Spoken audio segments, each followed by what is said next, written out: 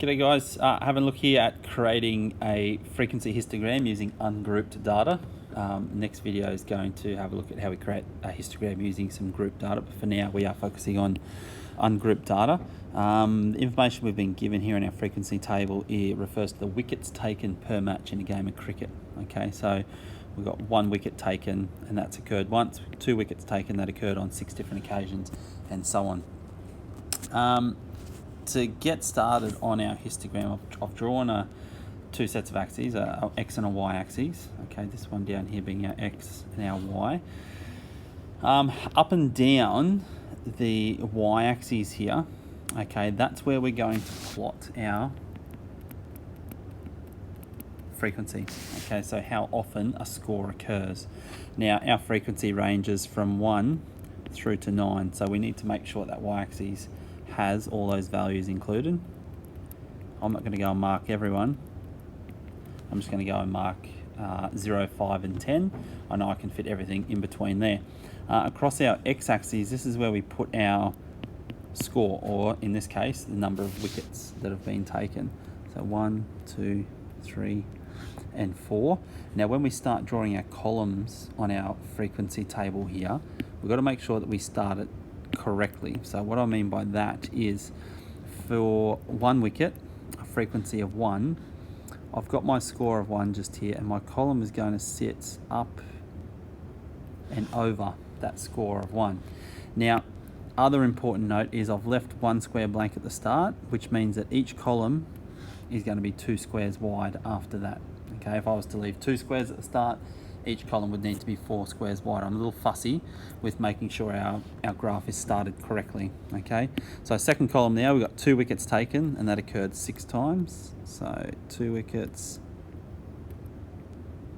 6 times. We got 3 wickets, and that's occurred 4 times. And last one, we got 4 wickets, and that's been taken 9 times. So 9 different occasions. Person has taken 4 wickets. Okay, what you can do for each column, just to make it look a little nicer, if you've used different colors, is go and lightly shade in those columns. From here, the blue one and our yellow one from there. Now we haven't finished just yet. We've still got some labeling to do. We've got our y-axis labeled. We need to label our x-axis, and that is going to be the number of wickets. Okay, so we've got a label for the x, we've got a label for the y. We need a label for our graph, and this is going to be basically got from this here.